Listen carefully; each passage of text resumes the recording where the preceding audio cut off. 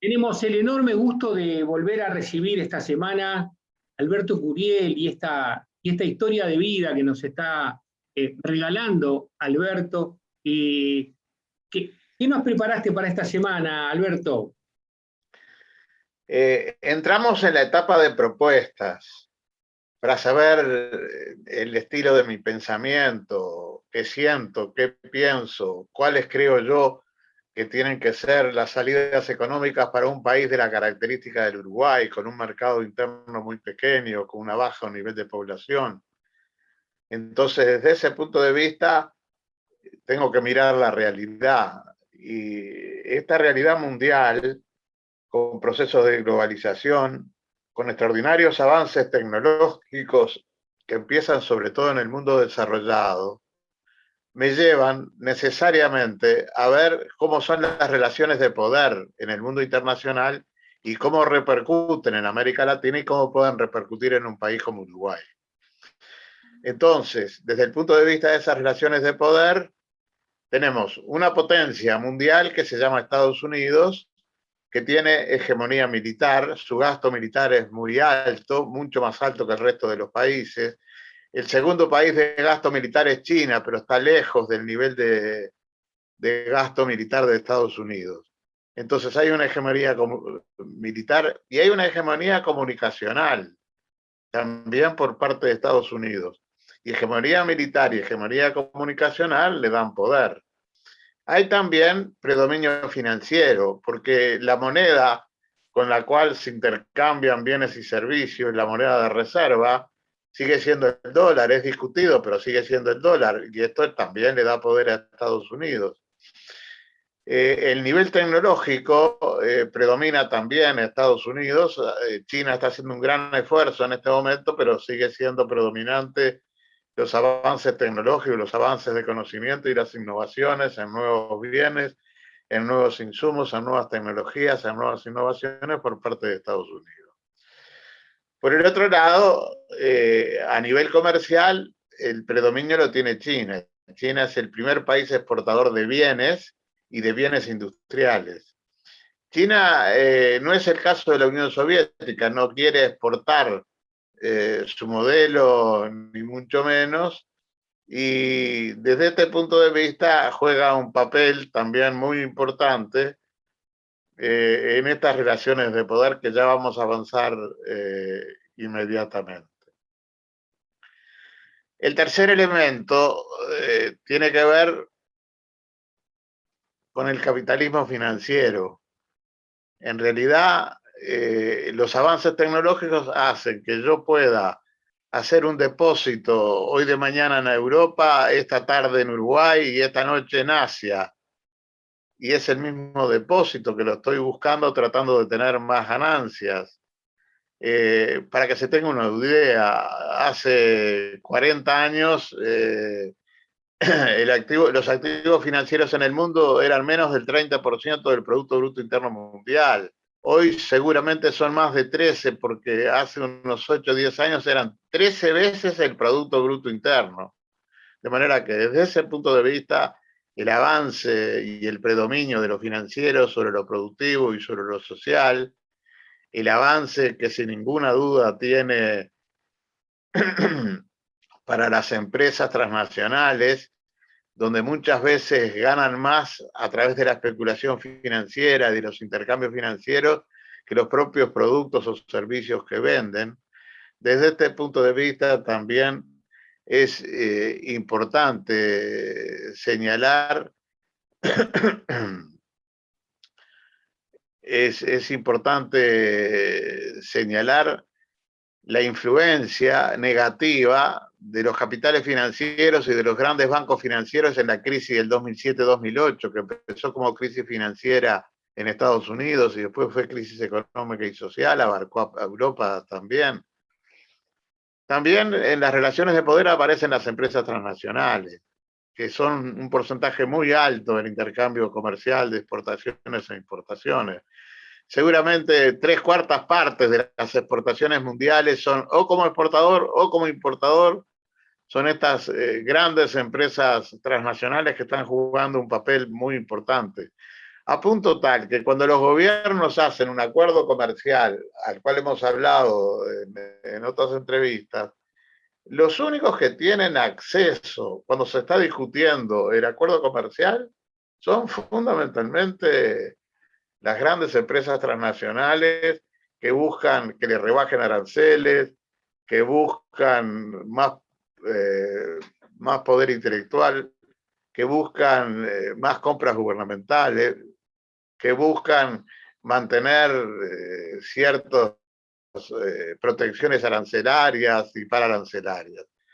Entonces, desde este punto de vista, lo que yo te quisiera significar, por sobre todas las cosas, es que creo que es muy difícil después de la pandemia poder saber cuáles van a ser los grandes cambios en las relaciones de poder, pero no creo que varíen mucho. Y en esencia, hoy la gran discusión, sobre todo, se da entre Estados Unidos y China. Europa ha perdido poder, sin duda. Estados Unidos y China están en este momento uno con poder comercial, China haciendo un gran esfuerzo por vender artículos de alta y media tecnología y avanza en tecnología también, compitiendo con los Estados Unidos. Entonces, desde ese punto de vista, yo no tengo ninguna duda que el mundo del futuro va a depender mucho de lo que pase en Estados Unidos y China y en sus propias relaciones. China va haciendo esfuerzos de algunos acuerdos con Rusia, sobre todo en el campo militar, pero tan lejos todavía de lo que la OTAN y Estados Unidos, por sobre todas las cosas, puedan llevar adelante. Y esto tiene repercusiones en América Latina. Por ejemplo, en el campo político, Estados Unidos es más importante.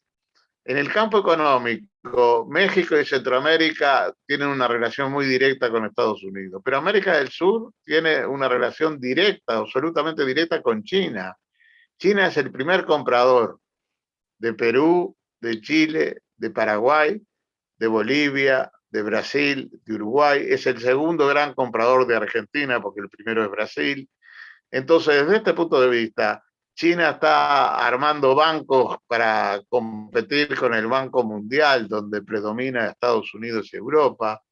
Entonces, también está en juego, y esto es muy interesante, democracia de Estados Unidos versus autocracia de China. Y entonces aparecen autores y analistas que dicen que las autocracias tienen más crecimiento. Claro, no tienen democracia, no tienen libertades, no tienen Estado de Derecho, tienen elementos de represión, y nosotros como uruguayos nos sentimos muy contentos de que Uruguay tenga democracia plena. Según The Economist, Uruguay y Canadá son los únicos países del continente americano que tienen democracia plena, que no tienen ningún tipo de restricción, ni en materia electoral, ni en materia política, y que pueden tener las oportunidades necesarias y suficientes para poder llevar adelante las transformaciones que le permitan llegar a mayor igualdad, a una democracia económica y social más difícil de lograr.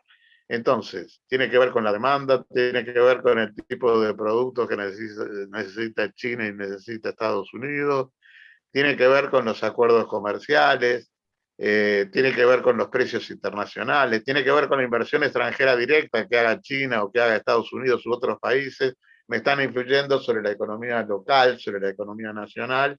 Y entonces, desde este punto de vista, yo no puedo dejar de lado las relaciones de poder internacionales para poder entender y encontrar salidas para un país pequeño como es el caso del Uruguay. ¿Te puedo hacer un par de preguntas que me quedaron ahí un poco en el tintero? Hablabas que los activos financieros eran hace 40 años el 30% del PBI mundial y hoy son 13 veces el PBI mundial, me decías. 13 veces el producto. El Producto Bruto Interno Mundial. Y entonces, ¿a qué lo aplica? Si no se aplica a la producción, ¿en qué se aplican esos activos? ¿Para qué los usan esa masa de dinero enorme? Para seguir especulando, para seguir comprando nuevos activos financieros, nuevos bonos, nuevas acciones. Y acordate que inventaron cosas. En el 2007-2008 pedían la desregulación, no querían que el Estado los regulara, se informara, los controlara, y generaron una brutal crisis financiera en el mundo. Entonces, fundamentalmente, se mantienen a nivel se mantienen a nivel financiero por sobre todas las cosas. Y la otra pregunta que me quedó ahí pendiente es la siguiente. Siendo China el país que tiene la mayor influencia en los mercados de tantos países como mencionaste, ¿por qué la moneda china se mantiene en un segundo plano y no se... Creo que Argentina había hecho algún acuerdo de trabajar en yuanes. ¿Por qué la moneda sigue siendo la moneda norteamericana cuando los intercambios son de ese volumen con China? Y bueno, es una buena demostración del poder de Estados Unidos, del poder del dólar. China no ha podido atender esas modificaciones. Yo me acuerdo, sí, que Argentina en algún momento intentó. Ahora, fíjate tú este hecho resaltante. Los activos de China, por sobre todas las cosas, dado su superávit comercial, son de títulos norteamericanos. Si China quisiera hacer caer el dólar, está en condiciones en el mercado internacional de hacerlo caer. Pero si caen sus propios activos financieros y el que se ve afectado es la propia China. Y esto te da la pauta de que si China tuvo que comprar con su superávit, tuvo que comprar activos financieros norteamericanos, tuvo que comprar dólares, entonces desde ese punto de vista, allí tú tenés una buena explicación para tratar de entender por qué los países latinoamericanos que siguen comprando y vendiendo fundamentalmente con China, siguen manteniendo el dólar, porque China lo sigue manteniendo y porque los países latinoamericanos tampoco es el 100% que le venden a China.